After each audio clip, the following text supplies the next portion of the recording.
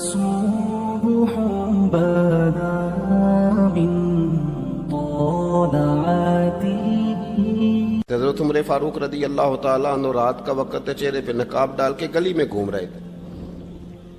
میں بھی گلی میں نکلتا ہوں، آپ بھی نکلتے ہیں، لیکن مقصود یہ ہے کہ ذرا پتہ کریں باہر کی ہوا کیسی ہے. مقصود یہ ہے کہ پتہ کریں کہ آج برگر کس دکان کا اچھا ہے، معلومات کریں کہ محلے کی سیاست کس رخ جا رہی ہے. وہ بھی نکلتے تھے، لیکن مقصود یہ نہیں تھا. مقصد سمجھ گئے تھے نا، وہ اس لیے نکلتے تھے کہ پتہ کروں کوئی دکھی تو نہیں، کوئی تکلیف میں تو نہیں، کوئی آزمائش میں تو نہیں. دیکھیں نا، کام وہی ہے، میں بھی کرتا ہوں، آپ بھی کرتے ہیں، ساری دنیا کرتی، لیکن وہ ایکم احسن عملا، کردار کس کا ستھرا ہے، ذہن کس کا اونچا ہے، ذوق کس کا بڑا ہے. زندگی وہ بھی بتا گئے، ہم بھی گزار رہے ہیں، لیکن وہی کمزور باتیں اور وہی روایتی گفتگو اور وہی لب و لہجہ اور وہی دنیا داری کے مخصوص سی ہماری گفتگو، فلاں کیا کر رہا ہے، کہاں پہنچ گیا. اگر پیسے کسی نے نہیں کمائے تو کہاں نکھٹو ہے تب نہیں کمائے، اور اگر زیادہ کما لیا تو کہنے لگے ایک نمبر طریقے سے تو نہیں کمائے جا سکتے، یہ کوئی غلط رستہ گفتگو ہے، بس نشستن گفتن برخاستن. تو اعلیٰ کام، اعلیٰ کردار ان لوگوں. حضرت عمر گزر رہے تھے تو غلام ساتھ تھا. ایک شخص کو دیکھا کہ مدینے کے باہر خیمہ لگایا ہوا ہے. بھئی خیریت ہے، یہاں خیمہ کو لگایا؟ کہنے لگا امیر المومنین سے ملنے آیا ہوں، رات ہو گئی تھی تو سوچا یہیں قیام کر لیتا ہوں، صبح ان سے ملوں گا. تو فرمایا اندر کسی کے درد سے کراہنے کی آواز آتی ہے. کہنے لگا میری بیوی ہے اور بچے کی ولادت کا وقت آ گیا، تکلیف میں. حضرت عمر دوڑے گھر گئے، اپنی اہلیہ سے کہنے لگے نیکی کمانے کا ارادہ ہے؟ اس نے کہا ہے. مقصد سمجھ گئے تھے نا وہ لوگ، بالکل ہے. فرمایا جو ضرورت کی چیزیں ولادت کے وقت ہوتی ہیں لے لے. کچھ گھی لے لیا، کچھ چنے لے لیے، کچھ ضرورت کی چیزیں لے لی، خاتون کو ساتھ لیا. یہ خاتون اول کی بات کر رہا ہوں، میں خاتون اول کی بات کر رہا ہوں. حضرت فاروق اعظم رضی اللہ تعالیٰ عنہ امیر المومنین ہے.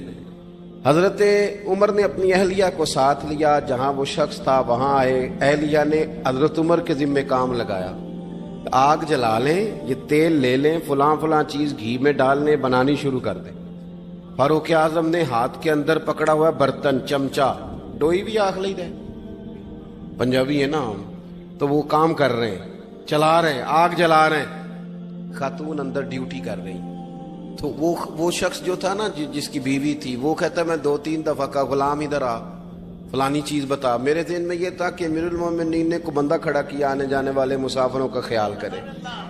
میرے ذہن 2-4 دفعہ میں نے اپنے لفظوں میں بات بھی کہہ دی، لیکن جب اندر میرے بچے کی ولادت ہوئی تو اندر سے میری بیوی بولی اور حضرت عمر کی اہلیہ بولی اور بول کے کہنے لگی امیر المومنین مبارک ہو، آپ کے دوست کو رب نے بیٹا دیا ہے.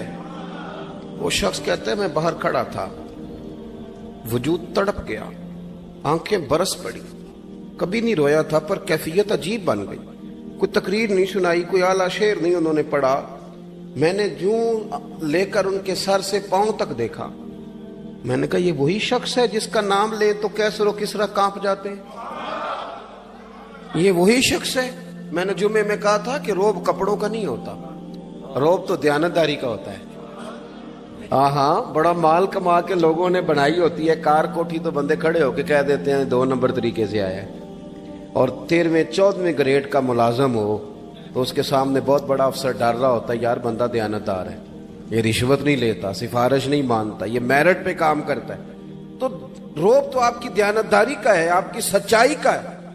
اپنی زندگی میں جو لوگ مقصد سمجھ گئے، مقاصد پا گئے، کچھ کر گئے، ہم ذرا الجھ گئے ہیں. پہلے اتنا شاندار مکان بناتے ہیں، پھر مرنے کو کس کا دل چاہے. اتنی محنت کر کے جو ہے وہ کوٹھی بنائی ہے تو اب چھوڑ کے کون جائے. وہ تیار بیٹھے تھے. انہیں نبی کریم نے کہا تھا کن فی الدنیا کانک غریب نو عابر السبیل، تم نے مسافروں کی طرح رہنا ہے. او میرے بھائی، کبھی دیکھا ہے ایئرپورٹ پہ مسافر لڑتا ہو کہ میں نے یہ جگہ خریدنی ہے؟ اسے پتہ ہے کہ ابھی فلائٹ آنی ہے، میں نے تو چلے جانا ہے. ریلوے اسٹیشن پہ جو جگہ ہوتی ہے وہ خریدنے کے لیے لوگ رٹا نہیں ڈالتے، انہیں پتہ ہے پہلی ٹرین سے چلے جانا ہے. बस स्टॉप पे झगड़े नहीं होते कि ये कुर्सी मेरी है, जाना जो है मिट्टी दें ते मिट्टी रहना ही। ਐਵੇਂ ਕਾਦੀ ਬੱਲੇ ਬੱਲੇ, ਅੱਜ ਮਿੱਟੀ ਦੇ ਉੱਤੇ ਬੰਦਿਆ ਤੇ ਕੱਲ ਮਿੱਟੀ ਦੇ ਥੱਲੇ। इतना ज्यादा